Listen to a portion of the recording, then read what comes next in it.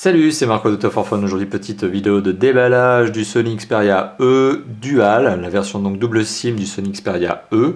Les deux mobiles sont extrêmement similaires comme on va le voir. En tout cas, quoi qu'il en soit, aujourd'hui, on est sur une vidéo de déballage. Donc, je vais vous montrer le packaging et le contenu du packaging.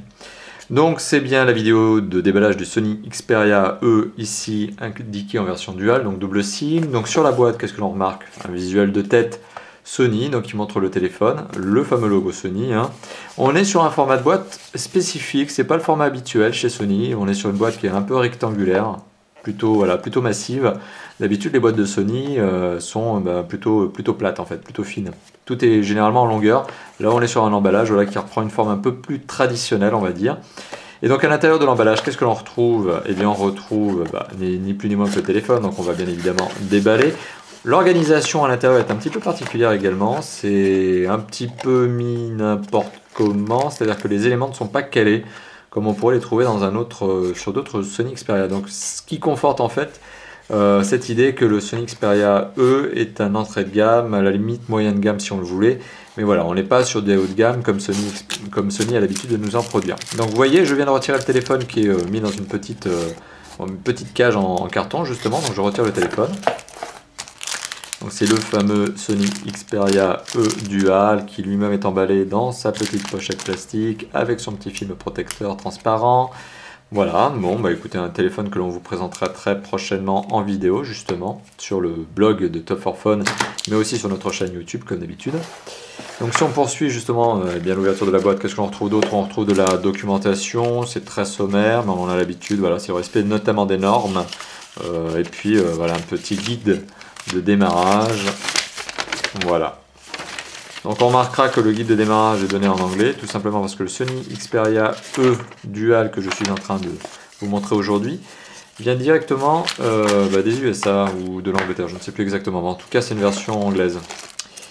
Alors à l'intérieur je retrouve ni plus ni moins que cette fameuse batterie, là voilà, donc c'est une batterie BA700. Donc c'est une batterie, si on regarde un petit peu la capacité, si on arrive à la retrouver là-dessus, c'est une batterie dont je ne saurais vous donner, non je vois pas l'information de la capacité de la batterie. Enfin bon, de toute façon c'est l'information que je vous donnerai prochainement dans l'article de test.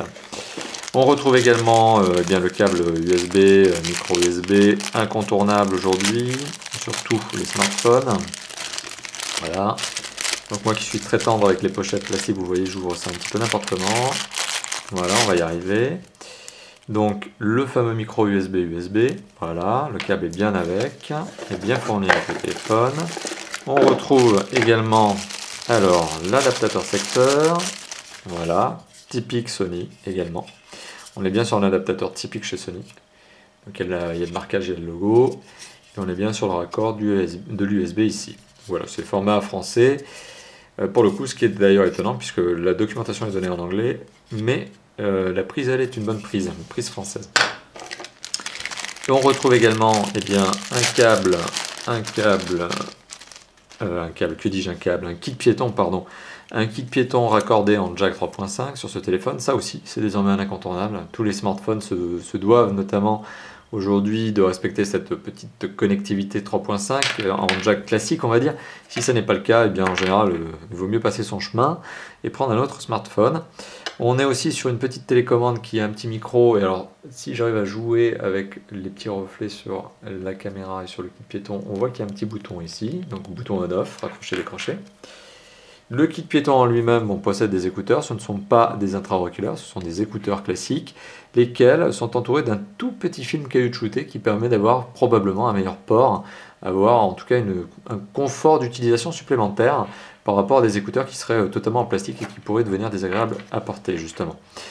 Donc voilà, petit récapitulatif de ce que l'on retrouve dans cette fameuse boîte. Alors hormis le kit piéton que je viens à l'instant de vous présenter, on retrouve ce fameux câble USB, micro USB, on retrouve également une batterie BA700 classique chez Sony et un adaptateur secteur.